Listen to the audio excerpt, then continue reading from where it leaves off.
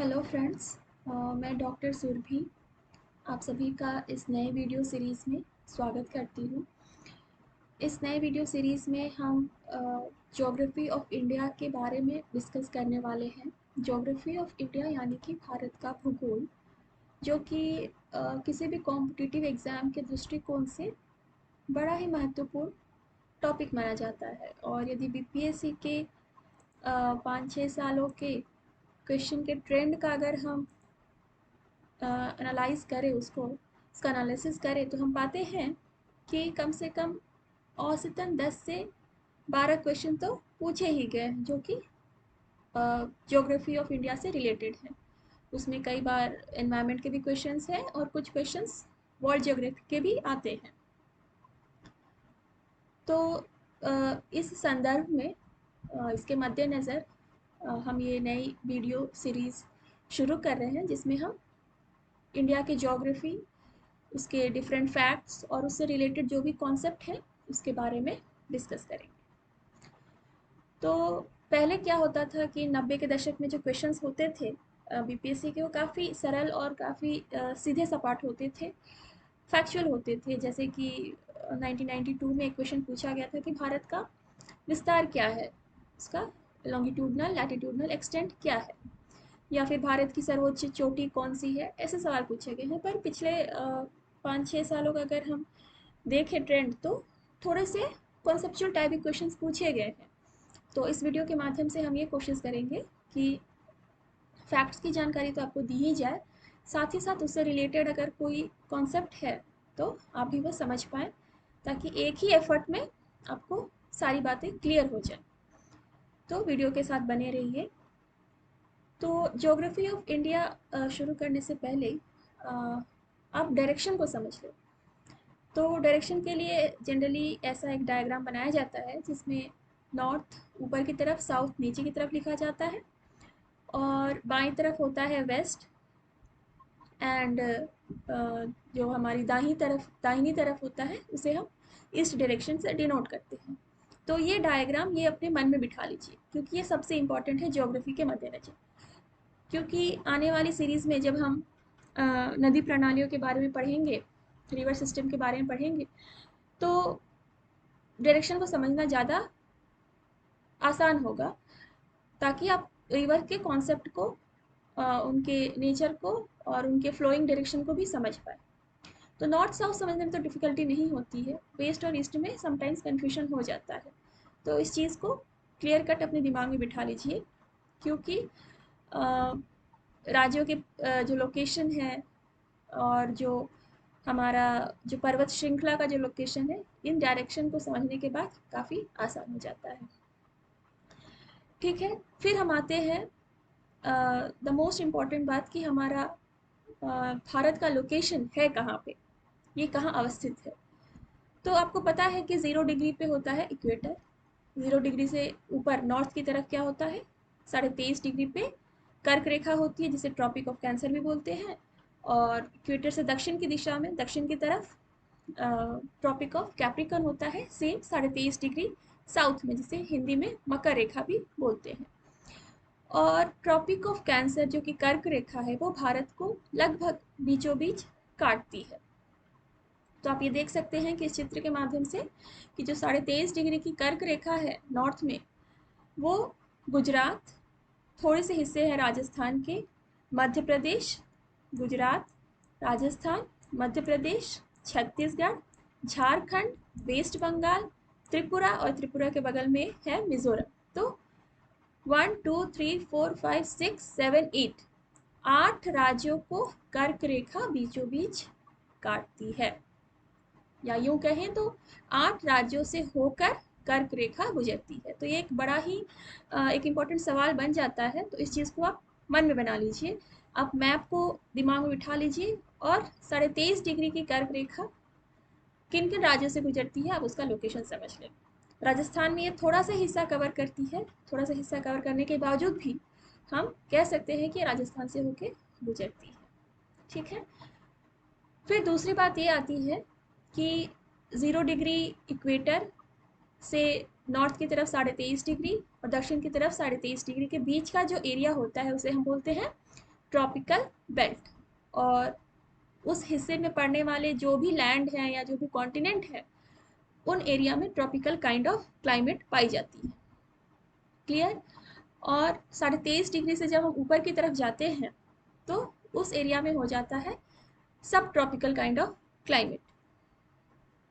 तो हमारा भारत इक्वेटर से नॉर्थ की दिशा में ही अवस्थित है, यानी कि the most of the Indian सब कॉन्टिनेंट का जो हिस्सा है वो सब ट्रॉपिकल टू ट्रॉपिकल बेल्ट में ही अवस्थित है।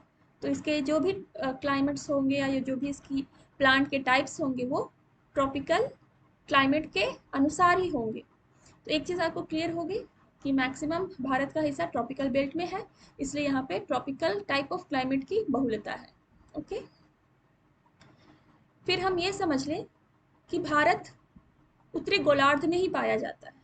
ओके, नॉर्दर्न हेमिस्फीयर में ही ये स्थित है। आप दक्षिण की चर्चा ही ना करें जब भी इसके लोकेशन की बात है। तो अगर कोई भी ऑप्शन अगर साउथ से रिलेटेड है तो आप उसको पहले ही क्या बोलते हैं, ओमिट कर दे, उसे कट कर दे। भारत नॉर्दर्न हेमिस्फीयर में स्थित है, तो जो भी इसके अक्षांश की जो भी डायरेक्शन होंगे वो नॉर्थ से ही रिलेटेड होंगे। तो हम ये देख लें कि इसका लैटिट्यूडनल एक्सटेंट यानी कि जो अक्षांशीय विस्तार है वो 8 degree 4 minute north to 37 degree 6 minute north है। ओके, और जो देशांतरी एक्सटेंट है वो ईस्टर्न साइड ही है। ओके, तो इसका एक्सटेंट वेस्टर्न साइड में नहीं है, ये भी आप क्लियर कर लो। तो 68 degree 7 minute east to 97 degree 25 minute east है। तो ये नॉर्थ एंड ईस्ट में ही अवस्थित है, आप साउथ और वेस्ट की चर्चा करें ही ना। दूसरी बात ये होगी, हमने कर्क रेखा की बात कर ली। दूसरा क्वेश्चन ये भी बन सकता है कि ये जो 82.5 डिग्री ईस्ट की एक देशांतर रेखा है जिसे भारत ने स्टैंडर्ड मेरिडियन मान रखा है, क्योंकि ये रेखा ये लॉन्गिट्यूडनल एक्सटेंट के मिड पॉइंट को डिनोट करती है। हमारा जो लॉन्गिट्यूडनल एक्सटेंट है, जो देशांतरीय विस्तार है, वो है 68 degree 7 minute east to 97 degree 25 minute east. तो इसके बीचों बीच ये 82.5 डिग्री की देशांतर रेखा मिलती है। तो यूँ कहें तो ये रेखा भारत को दो हिस्सों में बांटती है, इसीलिए इस रेखा को हमारा मानक समय निर्धारित करने के लिए घोषित किया गया है। क्योंकि अगर कई बार क्या होता है कि डिफरेंट लोकेशन पे डिफरेंसेस इन टाइम होता है, जो कि बहुत डिफ़िकल्ट हो सकता है ट्रेन की टाइमिंग के लिए और बहुत सारे अदर वेदर मॉनिटरिंग इन सब चीज़ों के लिए। तो उन सब चीज़ों को सॉल्व करने के लिए एक स्टैंडर्ड टाइम रखा गया, टाइम मेरिडियन रखा गया है, जो कि है 82.5 डिग्री ईस्ट। और एक सवाल ये भी पूछा गया था 2001-2 में कि भारतीय प्रमाणिक समय यानी कि जो इंडियन स्टैंडर्ड टाइम है और जो ग्रीनविच टाइम है, मेरिडियन टाइम है, उसके बीच का समय अंतर कितना है। तो इसका आंसर है 5.5 घंटे। ओके, 5.5 घंटे है, घंटे का डिफरेंस होता है ग्रीनविच मेरिडियन टाइम में और हमारे इंडियन स्टैंडर्ड टाइम में। ओके, तो ये चीज़ भी आप याद रखें, 5.5 आवर्स, 5.5 घंटों का टाइम डिफरेंस है। ठीक है, अब ये भी सवाल बन सकता है कि ये 82.5 डिग्री ईस्ट की जो देशांतर रेखा है वो गुजरती है उत्तर प्रदेश के मिर्ज़ापुर एक शहर से। ओके, मिर्ज़ापुर एक जगह है उत्तर प्रदेश में, उससे होके ये गुजरती है। ओके, ये क्लियर हो गया। और जैसे कि कर्क रेखा 8 राज्यों से होके गुजरती है, ये भी कुछ राज्यों से होके गुजरती है, जो कि है उत्तर प्रदेश, मध्य प्रदेश, छत्तीसगढ़, उड़ीसा एंड आंध्र प्रदेश। 1 2 3 4 5। तो ये जो देशांतर रेखा है 82.5 डिग्री ईस्ट की, जिसे हम स्टैंडर्ड मेरिडियन भी बोलते हैं, वो 5 राज्यों से होके गुजरती है। Okay, UP, MP, Chhattisgarh, Odisha and Andhra Pradesh. तो इसे आप याद कर लें। जब आप मैप को अपने मन में बिठा लेंगे कि कौन सा स्टेट कहाँ है और ये रेखा किन किन राज्यों से होकर गुजरती है, मोटा मोटी जब आप एक पर्सपेक्टिव बना लेंगे तो आपको कई चीज़ें खुद ही रिलेट हो जाएंगी। अच्छा, यूपी के नीचे एमपी है तो इससे भी होके गुजरती है, एमपी के जस्ट बगल में छत्तीसगढ़ है तो हाँ इससे भी गुजरती है, छत्तीसगढ़ के नीचे उड़ीसा है, उड़ीसा के नीचे आंध्र प्रदेश है, तो ये रेखा इन सबको कट करते हुए गुजरती है। तो ये सीधा साधा एक कनेक्टिंग क्वेश्चन बन जाता है और इसका आंसर भी आप सहज तरीके से लगा लेते हैं। ठीक है। अब होता है कि कई बार अगर फैक्चुअल क्वेश्चन पूछ दे कि भारत का उत्तर और दक्षिण दक्षिण का विस्तार कितना है, नॉर्थ साउथ एक्सटेंड कितना है, तो होता है 3214। अब 3214 ऐसे बहुत आसानी तरीके से याद कर सकते हैं, 3214। ठीक है। इसका एक तरीका मैंने ये भी ढूंढा है कि नॉर्थ में जो हमारे भारत का एक्सटेंड है वो 8 डिग्री 4 है, तो 8 चौका 32 आप इससे लगा लें, और ये इधर 37 है तो 7 है, तो 7 के इधर 1 और 2 दो नंबर हैं तो 7 दूना 14, आप उससे भी लगा सकते हैं। तो आप सीधा सीधी 8 चौका 32 से आप कनेक्ट कर पाएंगे कि जो नॉर्थ और साउथ का जो एक्सटेंट है वो 3214 यानी कि 3214 किलोमीटर है। ओके। और ईस्ट वेस्ट यानी कि हमारे गुजरात से लेके अरुणाचल प्रदेश तक, ओके, वेस्ट से लेके ईस्ट तक का विस्तार कितना है, तो ये है 2933 किलोमीटर। तो इसको भी आप कनेक्ट कर पाएंगे जब अगर लॉन्गिट्यूडनल एक्सटेंट अगर आपको मेमोरी में है, आप याद कर लिए हैं, तो आप इसका डिफरेंस देख लें, 97 और 68 का डिफरेंस 29 आ जाता है, और 25 में अगर आप 7 जोड़े तो लगभग 32 आता है। ओके, 32 है आंसर। तो आप उन इसमें माइनस कर लें और इसको जोड़ दें। ओके, अगर 97 से आप 68 जो घटाते हैं तो 29 बनता है, और 25 में अगर आप 7 जोड़ देते हैं तो 32 बनता है, तो 32 और एक ज़्यादा कर दिया तो 33, तो मोटा मोटी 29-33 हो जाएगा ईस्ट वेस्ट का जो एक्सटेंट है या विड्थ है, जो चौड़ाई है। तो लैटिट्यूडनल से आप नॉर्थ साउथ का एक्सटेंट कनेक्ट कर लें, और लॉन्गिट्यूडनल से आप ईस्ट वेस्ट का कनेक्ट कर लें। तो कैसे कनेक्ट करना है वो ट्रिक आप समझ लें। ठीक है। फिर होता है कि अगर सीधे सपाट क्वेश्चन में अगर ये पूछ दे कि भारत का नॉर्दर्न मोस्ट पॉइंट कौन सा है, ठीक है, तो नॉर्दर्न मोस्ट पॉइंट यानी कि ऊपर में, तो ये है हमारा इंदिरा कोल। ठीक है। और ये है यूनियन टेरिटरी ऑफ लद्दाख में सिचुएटेड, ये समझ लें इंदिरा कोल। और सदर्न मोस्ट पॉइंट है इंदिरा पॉइंट, जो कि अंडमान एंड निकोबार आइलैंड में अवस्थित है। तो इंदिरा कोल नॉर्थ में, इंदिरा पॉइंट साउथ में। अब इसे समझ लें, इंदिरा इंदिरा दोनों में है, कोल चूंकि सी पहले आता है तो ऊपर में हो जाएगा नॉर्थ, और सी के बाद ही पी आता है तो इंदिरा पॉइंट हो गया साउथ में। अब वेस्टर्न मोस्ट भी अगर पूछ दिया तो वेस्टर्न मोस्ट तो ऑब्वियसली गुजरात में ही सिचुएटेड होगा, क्योंकि गुजरात है हमारा वेस्टर्न मोस्ट स्टेट। तो उसमें एक विलेज है गुआर मोटी, वो है सबसे western most point. Okay. Then आता है ईस्टर्न मोस्ट। तो ईस्टर्न मोस्ट में अरुणाचल प्रदेश है हमारा सबसे ईस्टर्न स्टेट, और उसमें किबितु, किबितु एक छोटा सा टाउन है अरुणाचल प्रदेश में, वो है पॉइंट सबसे ईस्टर्न मोस्ट। तो नॉर्दर्न मोस्ट, सदर्न मोस्ट तो लगभग सभी जानते हैं, वेस्ट और ईस्ट का भी पॉइंट आप याद कर लें। अब आता है कि हमारे जो फ्रंटियर्स है, बॉर्डर, उसकी क्या कहानी है। तो भारत बहुत सारे इंटरनेशनल बाउंड्री को भी शेयर करता है, पाकिस्तान है, अफगानिस्तान है, नेपाल है, भूटान है, इधर बांग्लादेश है, म्यांमार है। तो उसमें जो लॉन्गेस्ट बॉर्डर है वो बांग्लादेश के साथ है। बांग्लादेश इस एरिया में है। ओके। तो इस एरिया में होने के साथ साथ क्या है कि बहुत सारे land borders, okay, eastern West Bengal का पार्ट और नॉर्थ ईस्ट का बहुत सारा पार्ट इससे शेयर होता है। इस वजह से भले ही ये खिचर पिचर टाइप की लाइनें हैं, छोटी छोटी लाइनें हैं, पर इसको अगर हम एक्सटेंड करें तो ये काफ़ी लंबा हिस्सा बनता है। तो इस हिसाब से बांग्लादेश के साथ इसकी लॉन्गेस्ट बॉर्डर शेयर होती है। ये चीज़ आप समझ लें, लोकेशन से ही आसान होगा। फिर आता है शॉर्टेस्ट बॉर्डर। तो शॉर्टेस्ट बॉर्डर में जो सबसे छोटा हिस्सा जो हम शेयर करते हैं लैंड बॉर्डर में, वो है अफगानिस्तान के साथ, जो कि पाकिस्तान के नीचे में आता है। ठीक है। और वो है 80 किलोमीटर। तो ये चीज़ आप समझ लें। दूसरा है कि एरिया कितना है। तो हमारे भारत का एरिया है 32,87,263 स्क्वायर किलोमीटर, और ये 7th रैंक है। ओके। वर्ल्ड में और भी 6 कंट्री है जो काफ़ी लार्जेस्ट है, उसके बाद 7वां पोजीशन है भारत का, और ये 2.4% पूरे वर्ल्ड का जो लैंड एरिया है उसको शेयर करता है। ठीक है। तो कई बार अगर एग्जाम में ये पूछ दे कि भारत तो 7वां है, इससे पहले वाली जो 6 कंट्री है उनके नाम बताएं। अगर उससे रिलेटेड कुछ क्वेश्चन आ जाए तो आप सबसे पहले रशिया है, मैप में आपको आइडिया होगा कि रशिया बहुत बड़ा एरिया कवर करता है।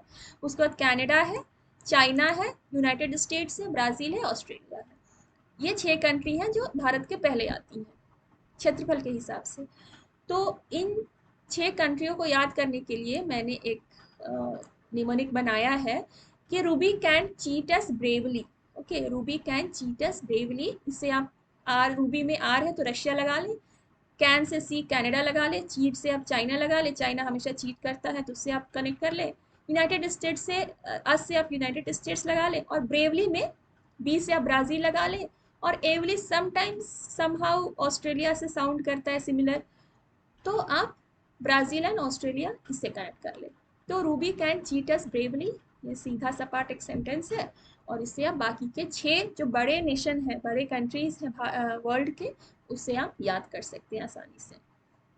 ठीक है, इतनी चीज़ें क्लियर हो गई। अब आता है कि भारत में स्टेट्स कितने हैं। ठीक है, तो भारत में स्टेट्स हैं 28 और यूनियन टेरिटरीज है 8। तो हुआ ये है कि 26 जनवरी 2020 के बाद दमन एंड दीव एंड दादर नागर हवेली को भी कंबाइन कर दिया गया है।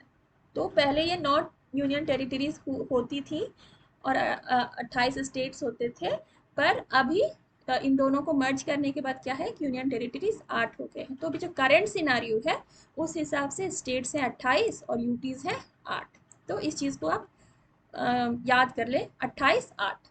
ओके, 28 का 8 यूनियन टेरिटरीज और 28 स्टेट्स। ओके,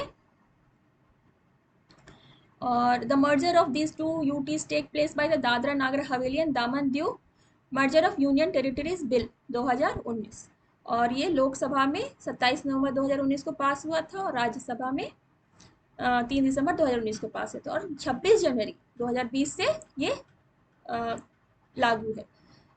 दोनों का मर्जिंग सिचुएशन मीन्स दोनों का मर्जर 2020 26 जनवरी से लागू है।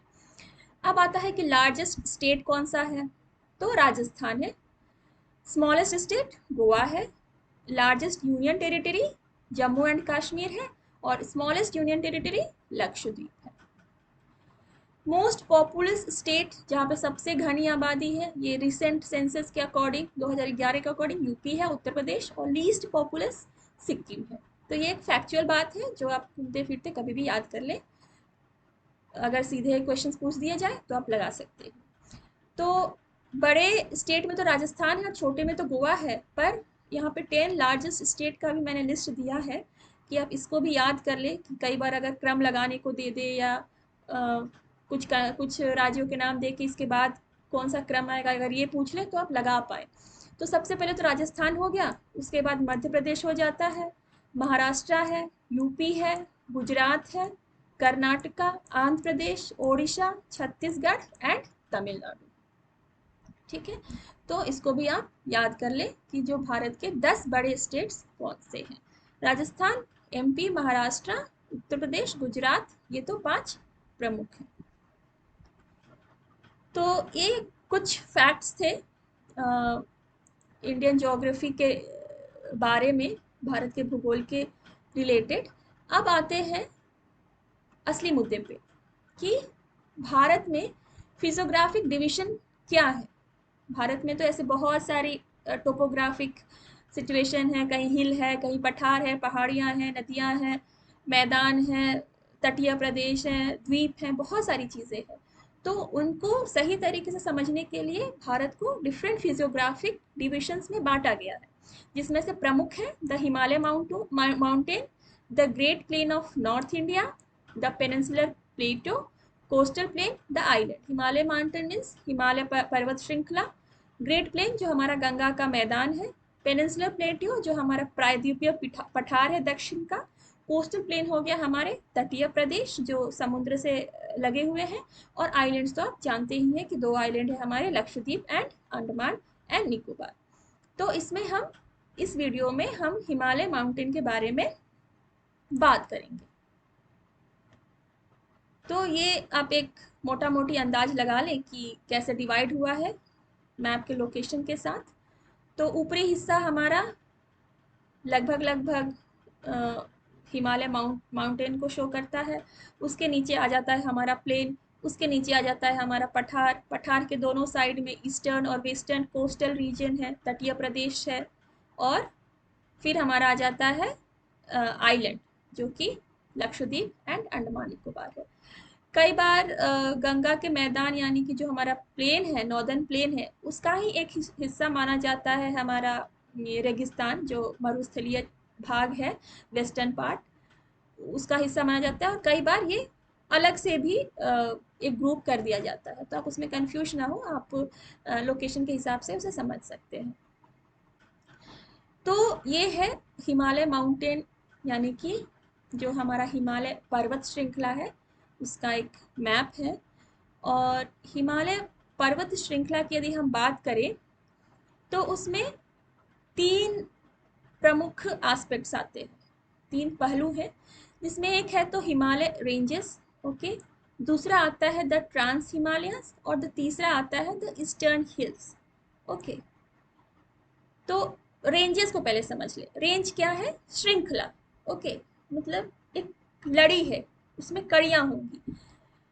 माउंटेन तो एक सीधा सपाट अपना एक सिंगल एंटिटी होगी जिसे पर्वत बोलते हैं, पर बहुत सारे पर्वत, छोटी मोटी बड़ी पहाड़ियाँ जब एक लंबी श्रृंखला, एक लंबी कड़ी का निर्माण करती है तो उसे हम रेंजेस बोलते हैं।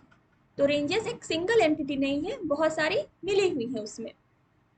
तो इस वर्ड को क्लियर कर ले।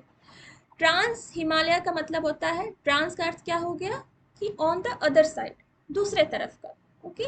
तो जो हिमालय के दूसरी तरफ के जो श्रृंखलाएं हैं, जो पर्वत श्रृंखलाएं हैं, उसको हम नाम देते हैं द ट्रांस हिमालयस। वो हम आगे देखेंगे कि कौन कौन से हैं। और the eastern hills, eastern means जो ईस्ट साइड में, ओके, जो पूर्वी साइड में जो भी पहाड़ है उसको हम नाम दिए हैं द ईस्टर्न हिल्स, जो कि हमारे नॉर्थ ईस्टर्न पार्ट में पाई जाती हैं, ठीक है। तो ये एक बेसिक एस्पेक्ट्स है हिमालय माउंटेन्स को हमने कैसे डिवाइड किया। तो उसमें हम पहले डिस्कस कर लेते हैं। सबसे पहले द हिमालयन रेंजेस। पहले मैप समझ ले कि ये पामीर नॉट है, ओके, ये पामीर नॉट है, और इसे 2 डिविजन्स निकले हुए हैं, एक वेस्ट की तरफ और एक ईस्ट की तरफ। एक हो गया हिंदू कुश और एक हो गया कुनलुन माउंटेन। ये पाकिस्तान और अफगानिस्तान और सेंट्रल एशिया के भाग को जाता है, और ये कुनलुन भी सेंट्रल एशिया के भाग को कवर करता है। देन उसके नीचे आ जाता है हमारा काराकोरम, आप इधर देख सकते हैं।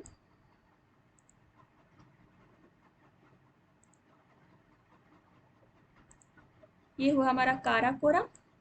उसके नीचे आ जाता है हमारा लद्दाख रेंज, ये रहा, और उसके नीचे आ गया ये जास्कर रेंज, ठीक है।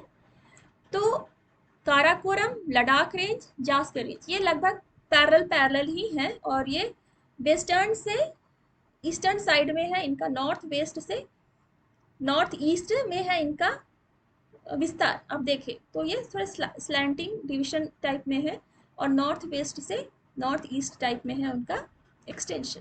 तो सबसे पहले हो गया काराकोरम, उसके नीचे है लद्दाख रेंज जो कि लद्दाख एरिया में है, और जास्कर रेंज।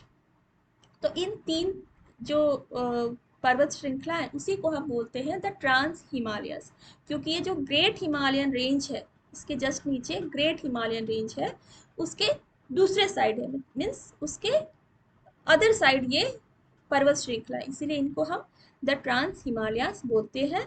और इनमें 3 जो प्रमुख रेंजेस हैं, काराकोरम, लद्दाख एंड जास्कर रेंज, और इन तीनों को याद रखना भी आसान है। काराकोरम का का, ला, लद्दाख का ला, और जास्कर का जा, ओके। काराकोरम, का, ला एंड जा। तो आप इसको कनेक्ट कर ले, काला जादू, ओके, काला जादू से आप इसको कनेक्ट कर ले। काला जादू तो आपको पता है कि काफ़ी नेगेटिव फीलिंग वाला एक कॉन्सेप्ट है, और चूंकि ये हिस्सा जो है भारत का नॉर्दर्न हिस्सा, वो भी काफ़ी कन्फ्लिक्टिंग एरिया है, उसमें भी काफ़ी नेगेटिविटी, उथल पुथल मची ही रहती है, डिस्प्यूट होते ही रहता है। तो उस हिसाब से आप कनेक्ट कर ले कि काला जादू का हो गया काराकोरम, उसके नीचे हो गया लद्दाख, और उसके नीचे हो गया जास्कर रेंज। तो ये हो गया हमारे ट्रांस हिमालय के 3 प्रमुख डिविजन्स। अब उसके बाद हम समझ लें कि हिमालय रेंजेस, उसके नीचे बहुत बड़ी पर्वत श्रृंखला है हिमालय रेंजेस, जो कि यहाँ से शुरू होके नीचे हमारे नॉर्थ ईस्टर्न भाग को कवर करते हुए बांग्लादेश में आराकान योमा है, वहां तक वो कवर होती है। पर हम इसे नॉर्थ ईस्टर्न पार्ट तक ही पढ़ेंगे। तो ग्रेट हिमालयन रेंजेस में 3 डिविजन्स किए गए हैं। द ग्रेट हिमालय, उसके नीचे होता है मिडिल और लेसर हिमालय, और उसके नीचे होता है the Shivalik ranges. Great Himalaya के ही ये 3 पैरेलल पर्वत श्रृंखलाएं हैं। तो सबसे ऊपर में है ग्रेट हिमालय, उसके जस्ट नीचे है मिडिल, और उसके जस्ट नीचे मतलब गंगा के मैदान को टच करते हुए जो है वो है शिवालिक रेंजेस। तो आप देखें इधर में, तो ये काफ़ी पैरेलल श्रृंखलाएं ही हैं, तो उस हिसाब से आप याद कर लें। और शिवालिक रेंज जो है वो सबसे नीचे वाला हिस्सा है, सबसे डाउन में है, इसीलिए इसको पर्वत पदीय प्रदेश भी बोलते हैं, foot hills. Okay, Himalayan foot hill region जो होता है वो शिवालिक रेंजेस में है, यानी कि जो तलहटी है, जो मेन पर्वत है, पर्वत श्रृंखलाओं के तलहटी में बसे हुए एरिया को हम शिवालिक रेंज भी बोलते हैं। तो ये क्वेश्चन भी पूछा गया है। और शिवालिक रेंजेस में ज़्यादा पीक्स मीन्स ज़्यादा चोटीदार जो पर्वत होते हैं वो नहीं पाए जाते हैं, पहाड़ियाँ, हिल्स, इसी टाइप के टोपोग्राफिकल फीचर्स होते हैं। Great Himalayan, lesser middle Himalaya में ही जो बड़ी बड़ी चोटियाँ हैं वो देखने को मिलती हैं। तो द ग्रेट हिमालय को फर्स्ट डिस्कस कर ले। ग्रेट हिमालय में जो मेजर पीक्स हैं, जो चोटियाँ हैं, उसमें नंदा देवी है, कामेट है, नामचा बरुआ है, गुरला मंदाता है, बद्रीनाथ है, ऐसी बहुत सारी जो ऊंची ऊंची चोटियाँ हैं। और पासेस भी है। ग्रेट हिमालय जो रीजन है, जो ऊपरी हिस्सा है हिमालय का, जो फर्स्ट सबसे पहले जो है, उसमें बहुत सारे पासेस हैं। पासेस क्या होते हैं कि 2 माउंटेन के बीच में एक जो जगह होती है जिसे हम आवागमन के लिए यूज़ कर सकते हैं, जो ट्रांसपोर्ट के लिए यूज़ हो सकता है, उसे पासेस कहते हैं, हिंदी में उसे दर्रा बोलते हैं। तो बहुत सारे दर्रे हैं और इम्पॉर्टेंट दर्रे भी हैं और एग्ज़ाम में कई बार पूछे भी जाते हैं। तो बुर्जिल पास एंड जोजिला ये यूटी ऑफ लद्दाख में है, यानी कि ऊपर वाले हिस्से में है, Burzil and Zojila. Burzil actually northern Pakistan में है, पाकिस्तान का हिस्सा है, और जोजिला जो है वो लद्दाख में है, मीन्स इस एरिया में कहीं है वो जोजिला। ओके, देन जम्मू कश्मीर, लद्दाख, इन सब हिस्सों के बाद कौन सा स्टेट आता है सबसे पहले? उसके बाद आता है हिमाचल प्रदेश। अब लोकेशन वाइज समझे। और हिमाचल प्रदेश में जो पासेस है वो है बारालाचाला और शिवकीला। उसके हिमाचल प्रदेश के बाद फिर क्या आता है? उत्तराखंड, उसमें है ठागाला, नीति पास, लिपुलेख। उत्तराखंड के बाद फिर हम सिक्किम की बात करते हैं, क्योंकि हिमालय का एक्सटेंड फिर उधर हो जा रहा है, तो उसमें है नाथुला एंड जेलेपला। और यांगजी दीवान जो है वो सबसे ऊंचा दर्रा है भारत में, और ये है लाहुल एंड स्पीति। लाहुल एंड स्पीति जगह है हिमाचल प्रदेश में। सो यांगजी दीवान जो पास है, जो दर्रा है, वो सबसे ऊंचा है, उसकी ऊंचाई है 5890 मीटर, और ये हिमाचल प्रदेश में अवस्थित है। अब ये ना समझे कि लद्दाख सबसे ऊंचा है तो वो दर्रा भी लद्दाख में होगा, ऐसा नहीं है। ये यांगजी दीवान हिमाचल प्रदेश, लाहुल एंड स्पीति में अवस्थित है। ठीक है। और इस मैप को अगर आप देखें तो जैसे मैंने बताया कि ट्रांस हिमालय की ये 3 प्रमुख रेंजेस है, कैलाश रेंज भी इंक्लूड किया हुआ है, और उसके नीचे जस्ट नीचे हमारा ग्रेटर हिमालय है, मिडिल हिमालय है, और शिवालिक रेंजेस है। और नॉर्थ ईस्टर्न पार्ट में हमारा पूर्वांचल के हिल्स है। पूर्वांचल मीन्स ऐसे हिल्स जो ईस्टर्न साइड में स्थित है। ओके, अब हम बात करते हैं कि मिडिल और लेसर हिमालय, जो कि ग्रेट हिमालय के जस्ट नीचे वाली पैरेलल श्रृंखला है। तो उसमें भी प्रमुख रेंजेस है, पीर पांचाल है, धौलाधार है, मसूरी रेंज है, नाग टिब्बा है, महाभारत लेक है। फिर उसमें भी पासेस कुछ हैं, तो पीर पांचाल पास है, बिडिल पास है, गोलभागर पास है, बनिहाल, रोहतांग पास है। तो रोहतांग पास से ही एक क्वेश्चन आया था कि अटल टनल जो बनी है वो किस दर्रे में बनी है? तो अटल टनल जो बनी है वो रोहतंग दर्रे में ही बनी है, और ये रोहतांग पास जो है वो हिमाचल प्रदेश में है। रोहतांग पास हिमाचल प्रदेश में है और ये लगभग 9 किलोमीटर लंबी है और ये हिमालय के पूर्वी पीर पंजाल श्रृंखला में स्थित है। ओके, ये हिमालय के पूर्वी पीर पंजाल श्रृंखला यानी कि ईस्टर्न पीर पंजाल जो रेंज है उसमें अवस्थित है। ये मनाली को लाहौल स्पीति घाटी से जोड़ कर रखती है, यानी कि जो हमारा मनाली है हिमाचल प्रदेश में, और हिमाचल प्रदेश में ही लाहौल स्पीति है, उसको जोड़ के रखती है ये टनल, और ये टनल रोहतंग पास से होके गुजरती है। ठीक है, तो ये भी एक सवाल बन सकता है और पूछा भी गया है, तो इस चीज़ों को आप याद कर ले। पीर पंजाल हो गया हमारा कश्मीर से रिलेटेड, कश्मीर से शुरू हुआ, फिर उसके बाद धौलाधार हो जाता है हिमाचल प्रदेश में। हिमाचल प्रदेश के बाद हमारा आता है उत्तराखंड, जिसमें मसूरी रेंजेस है, नाग टिब्बा आ जाएगा, और महाभारत लेक हमारा ये नेपाल और सिक्किम के एरिया में है महाभारत लेक। तो आप इस कंटिन्यूएशन में याद करें कि पीर पांचाल कश्मीर, धौलाधार हिमाचल प्रदेश, मसूरी रेंज हो गया हमारा उत्तराखंड, नाग टिब्बा भी उत्तराखंड, और महाभारत लेक हो गया हमारा नेपाल और सिक्किम में। उत्तर प्रदेश में कोई ऐसी पर्वत श्रृंखला नहीं पाई जाती है, तो इसलिए हम उसे एक्सक्लूड करते हैं। तो आप स्टेट के लोकेशन के वाइज भी पर्वत श्रृंखलाओं के लोकेशन को कनेक्ट कर सकते हैं। अब एक और क्वेश्चन बन सकता है कि the famous valley of Kashmir, जो कश्मीर की प्रसिद्ध घाटी है, वो किन रेंजेस के बीच में अवस्थित है? तो पीर पंजाल हमारा इधर कहीं स्थित है इस एरिया में, और जास्कर हो गया हमारा ये वाला, ये होला हमारा हो गया जास्कर। ओके, जो मैं अभी डिनोट कर रही हूँ, इसके बीच में ही है हमारी कश्मीर की घाटी। हमारा जो कश्मीर अवस्थित है इसी एरिया में तो है, तो ये पीर पंजाल और जास्कर के बीच में अवस्थित है इस एरिया में, ये भी आप समझ लें। तो आप इसे कनेक्ट कर पाएंगे कि हमारा कश्मीर का लोकेशन है इस साइड में, इधर से सबसे उसके ऊपर तो जास्कर गुजरता है और उसके नीचे पीर पंजाल, तो घाटी इन्हीं के बीचों में है। ये हमारा जो हिस्सा होता है वो है पाक ऑक्यूपाइड कश्मीर का, जिसमें गिलगिट बाल्तिस्तान वाला हिस्सा आ जाता है। इधर जो हमारा हिस्सा आ जाता है वो अक्साई चीन वाला हिस्सा आ जाता है। तो ये दोनों हिस्से डिस्प्यूटेड है, पर चूंकि भारत के ऑफिशियल डेटा के मुताबिक ये भी हमारा सब भारत का हिस्सा है, तो मैप में भी ये दिखाने की कोशिश की गई है। तो इससे आप ऑफेंड ना हो, भले ही ये डिस्प्यूटेड एरिया है पर भारत इसे अपना ही मानता है। ठीक है, और जस्ट कश्मीर के इस साइड वेस्टर्न ईस्टर्न साइड में, नॉर्थ ईस्टर्न साइड में हमारा यूनियन टेरिटरी ऑफ लद्दाख का सिचुएशन है। तो इस लोकेशन से आप ईजिली कनेक्ट कर पाएंगे कि पर्वत श्रृंखला भी कैसे गुजर रही है। अब आते हैं कि जो शिवालिक रेंज है, शिवालिक मीन्स लेसर हिमालय के जस्ट नीचे वाली, ये भी एक पैरेलल पर्वत श्रृंखला है और ये आउटर मोस्ट है, जो हिमालयन रेंजेस है उसका सबसे बाहरी वाला हिस्सा है। ओके, बाहरी वाला रेंज है, और ये हमारे क्या बोलते हैं नॉर्दर्न प्लेन, जो गंगा का मैदान है उससे बॉर्डर करता है, उससे सटा हुआ है।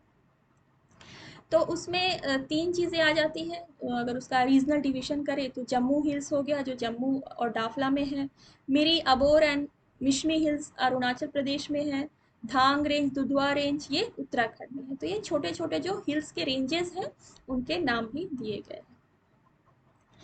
अब हमने शिवालिक रेंजेस और इन सब की बातें कर ली हिमालय रेंजेस में।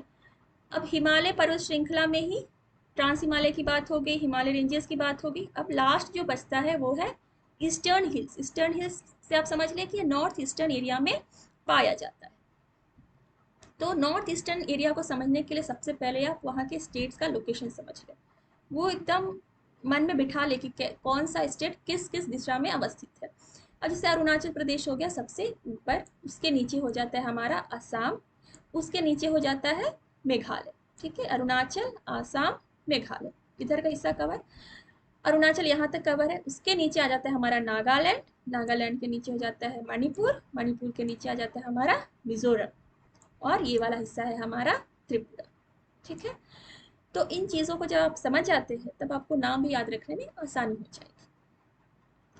तो जो हमारा ईस्टर्न हिल है वो एक्चुअली हिमालय का ही एक्सटेंशन है, जो कि नॉर्थ ईस्ट तक फैला हुआ है। और वहाँ पर चूँकि ज़्यादा हाइट वाले क्या कहें पीक्स नहीं मिलते हैं, चोटियाँ नहीं मिलती, इसलिए उधर हिल्स का ही नाम दिया गया है। तो हिल्स के ही ये श्रृंखला है। तो उसमें नाम याद कर ले कि डाफला हिल्स, मिशमी हिल्स, ये हमारे हैं अरुणाचल प्रदेश में। नागा हिल्स, पटकई बूम, ये हमारे नागालैंड में है। ठीक है, इसे आप याद कर लें। और बरेल रेंज जो है, बरेल रेंज जो है वो नागालैंड और मिजो हिल्स को बांटती है। ये बरेल रेंज जो है वो मणिपुर में अवस्थित है और ये है नागालैंड और मिजो हिल्स को बांटती है, दो हिस्सों में बांटती है। ठीक है, मिजो हिल्स से आप याद कर ले कि ये मिजोरम में अवस्थित है। गारो खासी जयंतिया, ये तो नाम आपको कंठस्थ होना चाहिए। गारो खासी जयंतिया आप अगर 10 बार भी बोलेंगे तो आपको याद हो जाएगी। गारो खासी जयंतिया की पहाड़ियाँ मेघालय में अवस्थित है। और मिकिर हिल्स, मिकिर हिल्स जो है वो हमारा सेंटर में है, आसाम, वहाँ पे अवस्थित है। और ये काजीरंगा नेशनल पार्क का एक हिस्सा भी है मिकिर हिल्स। ठीक है, तो इस तरीके से आप याद कर लें। और पटकई बूम में नागा हिल्स में एक जो पीक है उसको हम बोलते हैं सारामती पीक।